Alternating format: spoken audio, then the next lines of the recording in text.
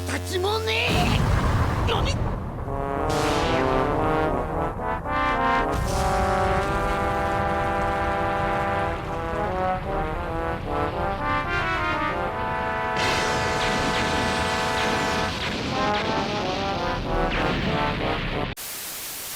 I am not very fond of thing-bad content. That might sound a bit odd, considering the basic bread and butter for video essay channels like this is to complain about some random piece of media and explain how its very existence is an affront to God, but I've felt this way for a long time now. Despite being the most popular form of media analysis on the platform, I've started to feel like it's sometimes a little one-dimensional. That doesn't mean it doesn't have value, of course. It can still be funny to see someone rant and rave about something they don't like for 30 minutes to an hour, but as far as serious media analysis goes, I feel like its potential is somewhat limited. It's kind of easy to point at things on the screen and say things like, "That's stupid," or "That doesn't make sense," and to make matters worse, people will often take these surface-level takes and proceed to treat them like gospel, which has unfortunately made the problem with media literacy on the internet even worse. That's why with my first two videos, I tried to focus on more positive subjects. Overall, I think there can be a lot more to learn about a piece of media, or even just art in general, by examining something you think is good or maybe misunderstood, rather than focusing on something you only have negative things to say about. With that being said though, criticism is an important part of art, and that means there will always be a place for more negative critique. So while I don't plan on this channel becoming focused around this type of content, there may be times where I do indulge in a bit of negativity, so long as I have an actual unique perspective to add to the conversation, which is what leads us to the topic of this video. If you spend any time in the Dragon Ball fandom online, you probably don't consider someone calling Resurrection F mediocre a very hot take. There are already plenty of people, both on YouTube and on other platforms, who have pointed out the many perceived flaws of this movie, and that's the exact reason why for a while I wasn't sure if I was even going to talk about it. Like I said, if I'm going to make a video criticizing something, I at least want to make sure that I have something worth saying. I don't just want to be the 500th person talking about how the lizard spaceman getting so strong in a few months is real stupid. But don't worry, we are gonna talk about that. After watching Dragon Ball Super Superhero in theaters though, which I now realize was 3 years ago, I've been sitting on this idea for a while, and giving the whole idea more thought afterwards, I realized there was something at least a bit more unique I had to say about the movie. A lot of people have talked about how this movie fails as a movie, and most of the criticism is focused on why it's bad in a vacuum, even if they are bringing up other parts of Dragon Ball to support their arguments. What I haven't seen anyone talk about, though, is the effect this movie had on the Dragon Ball franchise moving forward after its release, which, in many ways, I consider to be a far greater sin than its general quality.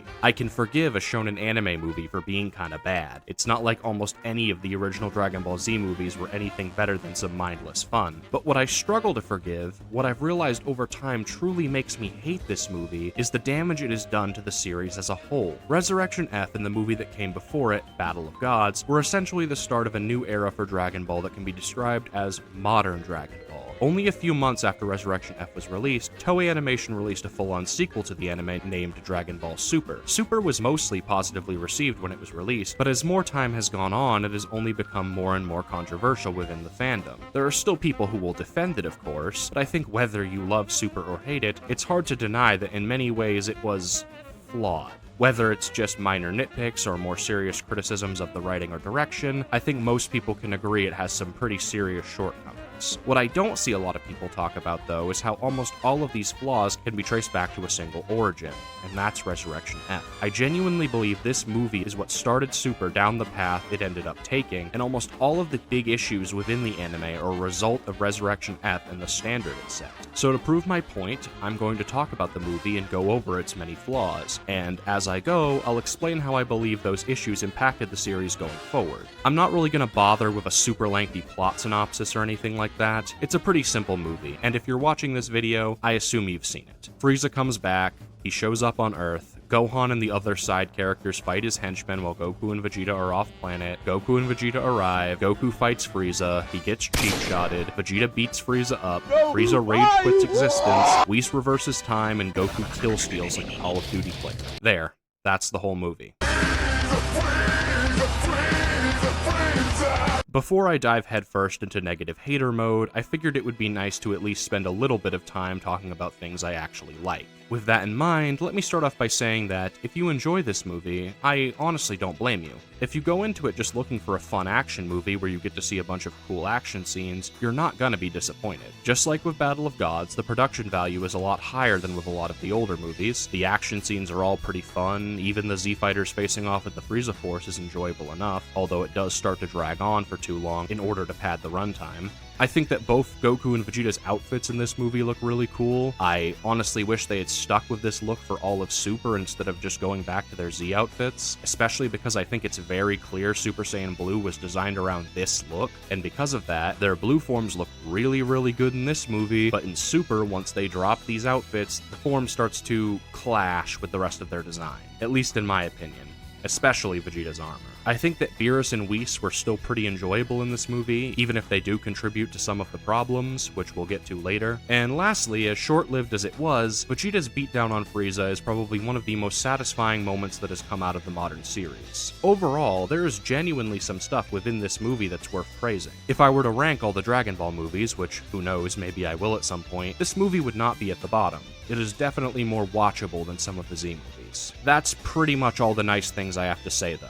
It's all downhill from here. Generally, if your movie is going to be a simple story about a few characters beating each other up, like most Dragon Ball movies are, you need to make sure that there is tension within the story to keep the plot engaging. Usually, this is pretty simple to accomplish, at least in the usual format Dragon Ball movies use. Just establish a villain and their motivations, then have them show up and come into conflict with the Dragon Team to show how strong they are. There are some movies that stray away from this formula a little bit, like Dead Zone, but for the most part, this is the format used by the movies to varying success. The modern Dragon Ball movies that started with Battle of Gods, however, started to play around a bit with less straightforward ideas for the plot, and as a result, the stakes needed to be handled differently. Battle of Gods kind of tries to trick you into thinking Beerus is a more traditional movie villain when really he's a more neutral type of character that can be stopped without killing him. Dragon Ball Super Broly not only has the stakes of whether or not Goku and Vegeta can defeat Broly, but also takes the time to establish Broly as a character to make the audience actually care about him. So that way, another stake for the plot is whether or not Broly can be saved, or if the protagonists are going to have to kill him.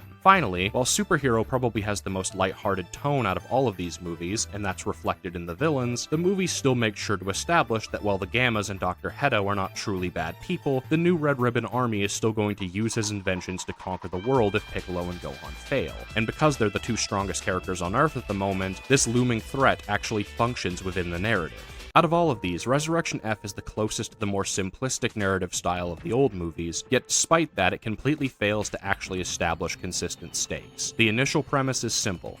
Frieza is coming to Earth to kill everyone, and when he first arrives while Goku and Vegeta are off-world, there is at least some sense of urgency. Although wasting as much time as they do on the Dragon Team fighting his nameless henchman was probably a mistake, the situation would have felt a lot more dire if Frieza himself had actually joined the fight a lot sooner and established how much stronger than everyone he was in a more prolonged scene rather than just gut-punching Gohan once. Regardless, basically the moment Frieza decides to stop sitting on his ass, Goku and Vegeta arrive, and that's when any actual concern about what might happen starts to evaporate.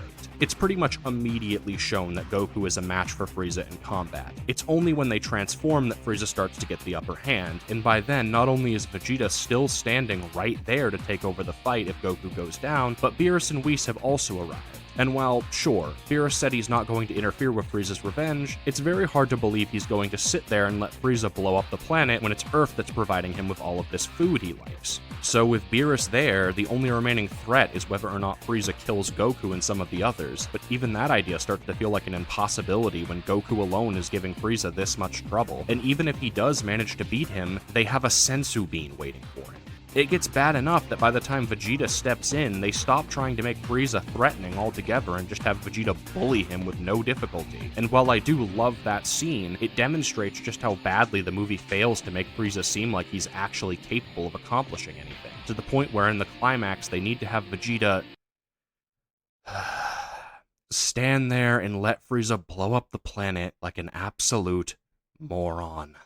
Thanks, I hate it. If they had wanted the movie to have an actual sense of urgency and danger in the second half, they would need to have beer and whiskey not show up on Earth at the bare minimum. It would probably also benefit them to have Frieza actually be more convincingly strong, so that Goku and Vegeta need to fight him together, you know, like the movie sets up instead of having them take turns. In regards to Super, it might be a tad bit unfair to say that this movie lacking tension impacted Super. After all, I doubt Toriyama intended for the movie to lack tension, but I do think that this does signal the start of a rather unfortunate trend that is continued in Super. Ignoring the two movie adaptation arcs, most of the major arcs in the Super anime suffer from this same problem. The Universe 6 tournament has the stake of Earth getting transported to Universe 6 if they lose, but that's not even really that bad of a consequence, and it's made even worse by the fact the arc itself doesn't treat the tournament like a very serious endeavor. Goku and Vegeta spend almost all of the tournament screwing around and not even going close to all out, to the point where Goku almost loses because of it, and it's only when Hit steps up that things even get remotely serious. Overall, it's kind of difficult to think the tournament is even that serious when the characters themselves aren't taking it seriously. But granted, it is a tournament, so maybe you can cut it some slack.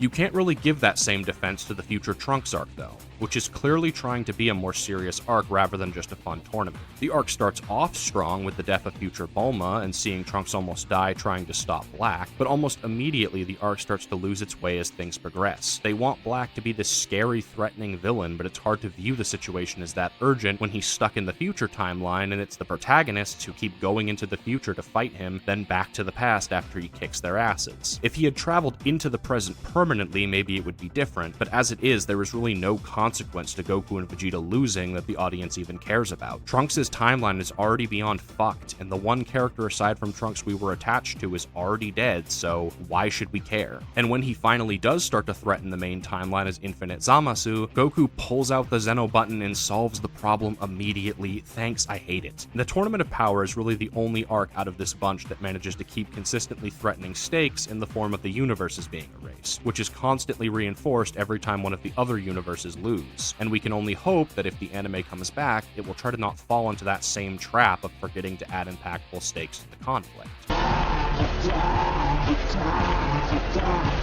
Near the start of the movie, there's a scene that has stuck out to me since I rewatched the movie for the first time as an adult. Once Goku and Vegeta finish training with Whis, he suggests that if they work together they might be able to defeat Beerus, only for the suggestion to be pretty much immediately shot down by Vegeta. While on a casual viewing it may not really stick out, I honestly do think it's a pretty clear representation of a problem that exists throughout the entire film. Compared to a lot of other shonens, Dragon Ball takes a much more subtle approach when it comes to character growth, at least within the original manga, and because of that, when newer material comes out, even material written by the original author, pieces of character development or growth can be easily undone because the person writing the script simply didn't put much thought into the details. And this movie is probably where I'd say that problem is by far the most present. There are so many details you can point to within the movie that either go back on a lesson a character already learned, or just outright contradict something that was established by their character. The prior mentioned scene with Whis is a pretty clear example of this. While on the surface, it seems in character for Vegeta to refuse to work with Goku under any circumstances, this undermines something that was very important to the Buu arc and the end of the manga. A lot of focus is put on Goku and Vegeta finally learning to put their differences aside and fight the common enemy of Buu together, as opposed to earlier where Vegeta knocked Goku out and tried to handle the threat himself, which led to his death.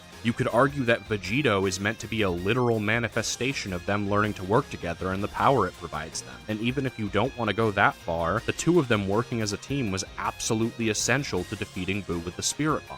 Combine that with the fact that Vegeta didn't need much convincing to share his ki with Goku during Battle of Gods for the sake of the ritual, and it's fair to say that Vegeta by this point in the story should have moved past his refusal to work with Goku. Except apparently he never did, because all of a sudden he's back to outright refusing to work with him at all. You can't even say he just didn't want to fight Beerus with him, because when Frieza shows up, Vegeta shows no interest in working with Goku to stop the threat to the planet. Instead, he's content to just sit there and watch even while Goku starts losing. And to make matters even worse, once Goku goes down, Frieza offers Vegeta the opportunity to kill Goku and become his second in command, and it's almost framed like Vegeta might genuinely accept. Like, sure, maybe you could argue it was just for the sake of the movie, but this is still just stupid. Vegeta, this is the man who genocided your race and is here to kill your wife and child along with everyone else you even remotely care about. Why are you acting like you genuinely might just want to become a space murderer again? It doesn't stop with Vegeta either. There are a bunch of more minor examples you can point to, like Gohan apparently not learning his lesson from the Buu saga and not keeping up with his training at all, which this movie wasn't the first piece of new Dragon Ball media to do that, but it's still frustrating.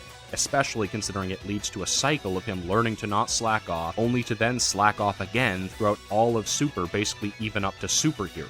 Overall though, at least Gohan is a minor character, so it can be forgiven. The other big victim of this problem in the movie is, of course, Goku. At the end of the first half of the manga, Goku chooses to spare Piccolo Jr.'s life rather than kill him, and it starts a trend for his character that leads into the second part of Dragon Ball. He tries to give Raditz a second chance and ends up just getting taken advantage of, and later on he spares Vegeta, but only after he's been badly injured and can't fight any longer, showing Goku has gotten a bit smarter about when he shows mercy to people. This continues on to Namek, where Goku continuously tries to spare those he faces, while Vegeta lectures him about being too soft, and how to be a true Super Saiyan he needs to be an emotionless killing machine. This ideological difference between them comes to a head in the fight with Frieza, where it is Goku's emotions and his pure heart that allow him to become a Super Saiyan, but when he tries to spare Frieza the same way he did Vegeta, Frieza throws that second chance back in his face, forcing Goku to finish him, much to his disappointment. This is a pretty pivotal moment for Goku's character within the original manga, as it's when he finally learns to balance his kindness with a certain amount of realism. He doesn't just start murdering anyone who opposes the Dragon Team, obviously. Part of his reason for not wanting to kill Dr. Gero at the start of the Android arc is that he hasn't even done anything wrong yet, and despite how much he had done, he was still willing to give Vegeta a chance to change. Goku does, however, seem to realize that there is no good in showing mercy to people who will never accept it. Someone like Piccolo or Vegeta may take the opportunity to leave and perhaps will change with time, but people like Frieza are different. Frieza is simply too deluded,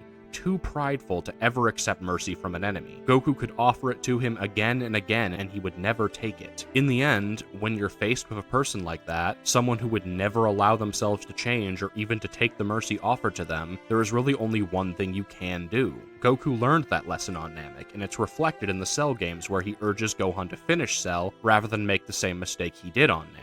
And while he does spare Majin Buu in the Buu saga, he does so only because he wants to give the next generation a chance to defeat this new threat. Overall, this is pretty clear character progression for Goku. He learned to be smarter about who he offered mercy to, and that with some people, the only option is to defeat them to keep them from hurting anyone else. Except, I guess he didn't learn his lesson, because in this movie he talks about letting Frieza go so that they can fight again once he's recovered. Not only is this an extremely frustrating regression for Goku's character, but it's made even more infuriating by the fact that Goku pausing to say this is why he gets cheap-shotted and almost dies, which is what leads to all the other bullshit in the climax happening. They even try to have Goku learn the same lesson after the planet blows up and have him be like, oh gosh darn it, I should have finished him off when I had the chance. Yeah, no shit Goku, it's almost like you learned this lesson years ago. Goku and Vegeta are definitely the two biggest victims of this, but I do think a dishonorable mention should also be given to Frieza here. While he doesn't regress in the same way, I still think the plot of the movie heavily damages his character to the point of it almost feeling like character assassination. Apparently, this entire time he had the potential to surpass almost everyone in Universe 7 with only a few months of training, yet he just never even considered training before. The common response to this is that there was nobody stronger than Frieza he wanted to defeat, which the movie itself kind of contradicts by mentioning he was warned about Buu, but even ignoring that, this still fundamentally recontextualizes so much of Frieza's decision-making. Why the hell was he so afraid of the Saiyan's potential to grow in power if he himself had never trained a day in his life? If you're worried about a Super Saiyan rising up to kill you, wouldn't it be easier to just train rather than kill a large portion of your military? Maybe you could say Frieza was just lazy, or that he was scared of the Super Saiyan's lore or something, and sure, that's not completely unfair. The Namek arc already showed that Frieza preferred to just sit on his ass and let his minions handle things, so the idea he'd rather blow the Saiyans up than get stronger makes some sense. And maybe, because he had no way to gauge a Super Saiyan's power, he just thought even his potential wouldn't be enough to stop them. Fair enough. But no matter what, you cannot deny that this revelation about his untapped potential makes his appearance at the start of the Android arc utterly moronic. Frieza at this point has now seen what a Super Saiyan can do, and he knows that his original power wasn't enough to beat Goku. It's implied that the mechanical upgrades he was given made him stronger, sure, and maybe he thought that boost was enough to kill Goku, but why the hell would he even take the risk? If he's willing to train after getting brought back by the Dragon Balls, why wouldn't he be willing to do so after he was rescued from death the first time? If anything, Frieza should be more traumatized at this point, and thus more worried about facing Goku again, which makes the fact he didn't feel the need to train even more confusing. Did he lose some of his potential when his body got blasted apart like Darth fucking Vader?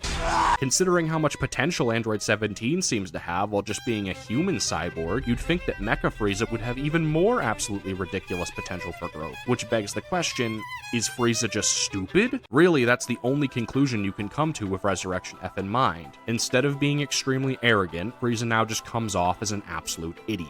There is no amount of arrogance or pride that should make you make such poor decisions when you're planning your revenge against the guy who beat you last time. The only reasonable answer is just stupidity. It was already going to be extremely difficult to make Frieza intimidating again after his meltdown on Namek, and after Trunks took him out like a low-level mob in an RPG, and the changes made to his character only make that problem worse. How are we supposed to view this guy as even remotely competent at this point? He has basically let his enemies beat him 2 times at this point due to not preparing properly, but when he shows up on Earth, we're supposed to actually think he isn't going to just make the same mistake again? Which, of course, he did. And the majority of these character issues carry over into Super, along with completely new ones that are put into the show over time. Characters are either regressed and forced to forget their previous character development, or, like Frieza, are just altered to the point of feeling like bastardizations of the characters they used to be. And while I've seen people defend some of the character changes in Super, overall, I think it's extremely difficult to deny that a lot of them do just come from the people in charge of the writing, be it Toriyama or one of the people writing Super, just not putting enough thought into their decisions. We finally arrived at the one everyone knew was coming. If there's one thing about the fandom's reaction to this movie that lives in infamy, it is the response to Frieza's ridiculous growth in power after only 4 months of training. Many people have already explained why this level of insane growth is stupid from a more nerdy power scaling perspective, and unfortunately, despite that, a large part of the fandom is still in denial about it and constantly tries to bring up moments from the manga which they perceive as just as nonsensical. And look, I could spend a ton of time talking about how Frieza getting so strong makes no sense from a purely logical perspective. I could go into huge detail about why it's stupid and there's no logical justification for it, but I'm not going to do that. That aspect of the topic has been done to death, and I really don't see much of a point in talking about it. What I am going to do, however, is talk about why this power-up sucks, not just from a logical perspective, but from the perspective of the narrative as well. Within the shonen fandom, the term power creep has become viewed as a very negative thing.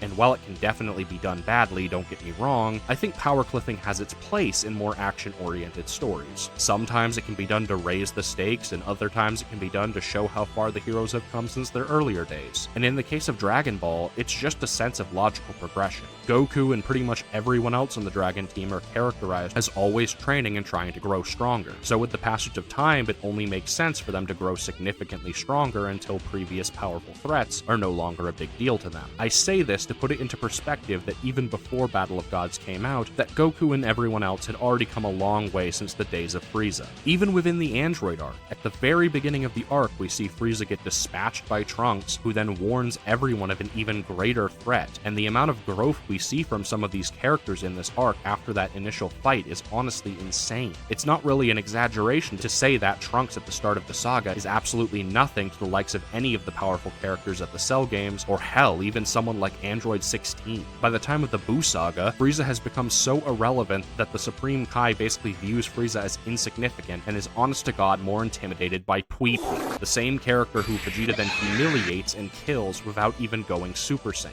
I hope that example demonstrates how narratively Frieza by this point has not been relevant for a long time, and that's why him catching up to Goku and Vegeta in the way that he does causes problems. It doesn't even really make Frieza seem powerful as much as it just makes Goku and Vegeta's progression seem less impressive, and that's only when you take into account the original manga. When you start talking about Battle of Gods, the narrative issues this causes become even more apparent. A huge part of the climax of Battle of Gods is spent on showing how through absorbing the power he achieved through the Super Saiyan God ritual, Goku has achieved a completely new level of power. This is a level of power Goku didn't even think could exist before he achieved it, one that completely eclipses everything he had done up to that point, then he absorbs all of that power into his normal state. It seems pretty clear that the intent here was for Goku to reach a new threshold, to rise to a completely different tier of power that makes everything that happened before look like nothing in comparison. While some people may criticize this decision in general, I think in a vacuum it was fine. In fact, I'd say it was almost exciting at first. In a way, it's almost a parallel to the beginning of the second half of the manga when Goku needs to train to defeat the Saiyans, and by doing so, he reaches a level far beyond anything anyone on Earth had ever achieved before.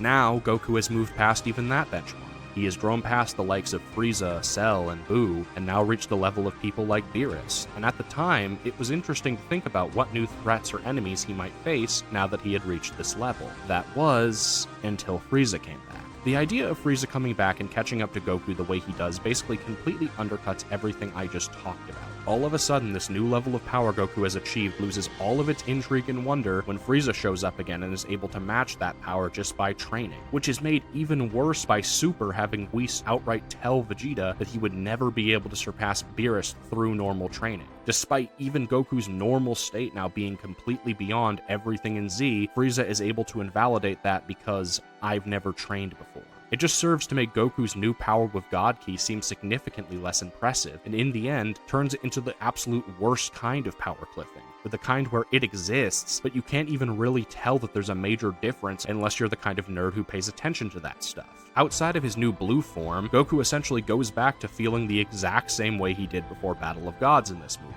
That sense of insane progression just evaporates, with the only exception being his stupid new form. Maybe if Frieza had, I don't know, found some sort of way to acquire God Ki when he was down in Hell, then trained for a few months, him being so close to Goku would be a bit easier to stomach. At least then there'd be more of a specific justification, but as it is, it only serves to weaken what Battle of Gods set up. And out of all of the trends that were carried over from this movie into Super, this very well might be the most irritating, because Super decides to keep the whole idea of Goku absorbing the power of the Super Saiyan God form into his base state, and has Whis imply that the kind of power Goku achieved, and Beerus currently possesses, cannot be surpassed with mere training, only to then double down on what happened in Resurrection F. In the Universe 6 Tournament arc, all of a sudden Goku and Vegeta, despite supposedly being strong enough to smack up anyone from Z with no effort, are now put into a position where narratively they need to somewhat struggle against opponents they should have no issue with. Kaba doesn't even know what Super Saiyan is at first, yet he's apparently so strong he's an equal to Vegeta in base despite having no God Ki and not even seeming that advanced by the standards we've seen from the Universe 7 Saiyans. And we see similar things from the likes of Frost as well. The common response to this is that the Universe 6 Saiyans are described as more advanced, but not only is the actual specifics of how they are more advanced never gone into, the explanation is simply not satisfying, and serves to once again make the growth Goku and Vegeta went through seem pointless. It's the "I've never trained" excuse all over again. And even if you don't care about the Universe 6 characters, it doesn't stop at just them. Piccolo in this same tournament is able to perform decently against Frost, who both Goku and Vegeta felt the need to transform against, which means that Piccolo has now also reached this new level of power. It hasn't even been that long since Battle of Gods. What has Piccolo even been doing? How did he manage to have way more intense training gains in what was probably only a little over a year than he did during the 7 years between the Cell games and the Buu saga? Was reaching God level always this easy? And it doesn't stop with him either. Trunks shows up, and of course he also falls into this power cliff. Then later on, so does Gohan, and by the Tournament of Power, basically the whole Dragon team has reached this new level Goku achieved, if not far surpassed it, and almost none of them did anything that significant to justify it beyond just vague training. It's to the point where in the modern day, I honestly do wish the whole idea of Goku absorbing all of that power into his base state had just been dropped, because it has amounted to absolutely nothing from a narrative perspective. You could just as easily have the God Ki within him only manifest when he transforms into Super Saiyan Blue, and basically nothing would change aside from some of the characters in Super not seeming quite as absurd when they give base Goku and Vegeta a run for their money.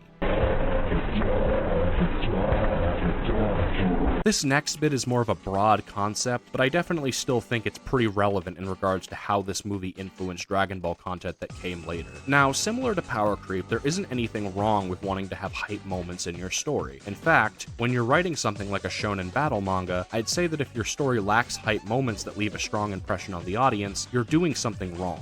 Hype moments work best, though, when they're properly integrated into the story and serve to enhance it. When it feels like the story has been written to provide hype moments rather than them organically playing a part in the story, it starts to lose its substance. Sort of like eating candy versus actual food. It can still be enjoyable, but generally the more you think about the actual quality of it, you're going to like it less and less. This is a problem that plagues modern Dragon Ball more than possibly any other problem I've talked about, prioritizing hype and fan service over any actual coherent narrative. That's not to say that there aren't any modern Dragon Ball stories that have actual substance. Dragon Ball Super Broly, as an example, is a pretty decent movie in my opinion, but even when New Dragon Ball is at its best, you can tell the project was pitched based on an idea they thought would get fans excited, except for maybe Daima, and Resurrection F is definitely where you see that trend start. I think most reasonable people can agree that no matter what you think of the final product, Frieza coming back to life was not a good idea. Not only does it create numerous problems we've already talked about, but for it to even happen, the movie has to bend over backwards and make the Z-Fighters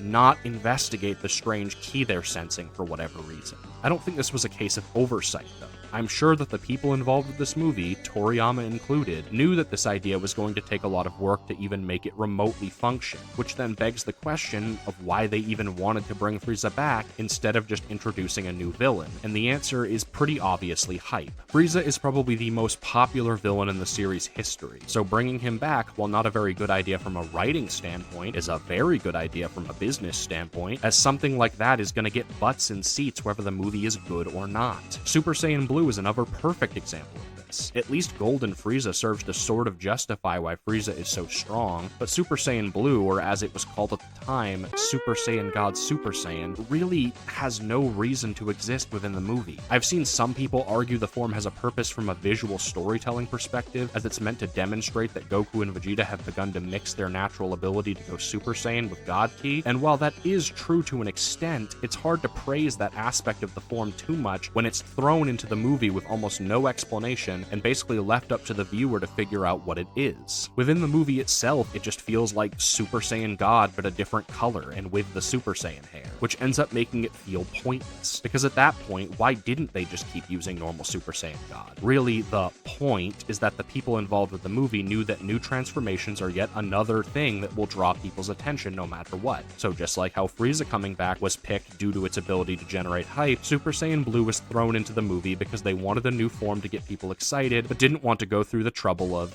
actually setting it up. It's not like it would have been impossible to give the form more setup before it appeared. They had plenty of time to do so, but they decided they'd rather spend more time on the action scenes than actually doing anything interesting with Blue, so they didn't. I can only imagine decisions like having Frieza destroy the planet were also connected to this mindset. They needed the movie to have an exciting climax, and Vegeta just beating Frieza with no difficulty would obviously not work for that. And really, that's the thing. There are times where adding these exciting hype moments is a good idea, but when it comes at the cost of any actual decent storytelling, it makes the whole movie feel shallow, or worse in the case of what happened to Vegeta, extremely frustrating and almost mean-spirited. In the end, you can't just throw all of these exciting things at the wall and hope it makes for a satisfying experience. You need to work to make sure they improve the narrative you are trying to tell, which is something Toriyama was very capable of. But unfortunately, whether it be due to time or perhaps just him not being that passionate about this movie, a lot of the ideas feel much more phoned in rather than actually well executed. And like with all of these other problems, this issue of hype over substance carries over heavily into Super. All three new arcs are filled with relatively pointless transformations that serve very little purpose beyond looking cool, and many of the premises for the arcs themselves seem to be based around fan service rather than any actual interesting idea. Let's do a tournament so that way the entire arc can be centered around the Dragon Team fighting, and Goku can get a new form again. People want Future Trunks back, so let's bring him back. Who should he be running from? Evil Goku, sure. That works. Once again, the Tournament of Power is probably the arc that feels like it had the most potential to rise above this problem, but even it is filled with different moments that exist purely for fan service, from bringing Frieza back again, to female Broly, to Vegeta getting a new form so that his fans wouldn't complain about Goku leaving him in the dust, even though he does anyway. Even things like Broly and Superhero, which, for the record, I do like, are still based around ideas that were clearly envisioned as fan service first and a story second.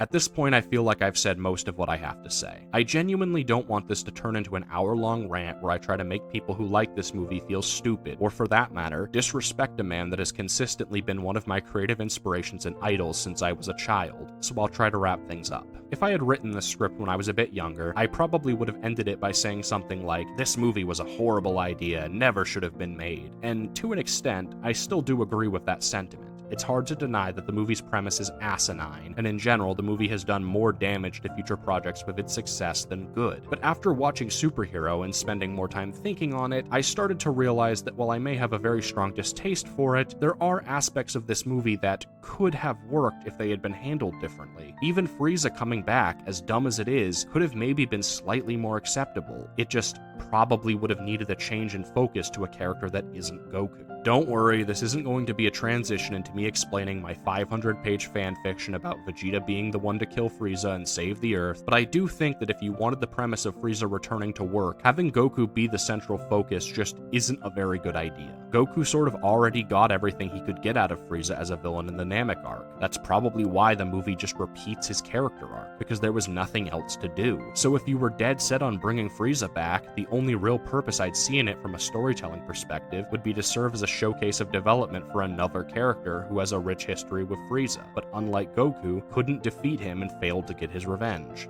Vegeta. That doesn't mean Goku shouldn't be in the movie at all, of course, but it may have been nice if he took more of a side role similar to how he does in Superhero. Maybe have Goku fight Frieza first, lose, then have Vegeta be the one to mix Super Saiyan with God Ki to give Blue more of a purpose. I don't know. At the end of the day, I'm not going to waste much time trying to rewrite a movie that already exists, as that's just pointless. So, to draw things to a conclusion, this movie is not very good. If you can't tell, I still haven't figured out how to end videos, so, coming soon. Broly, the legendary Super Saiyan. Worse than you remember? Alright, just kidding. Take it easy, everyone.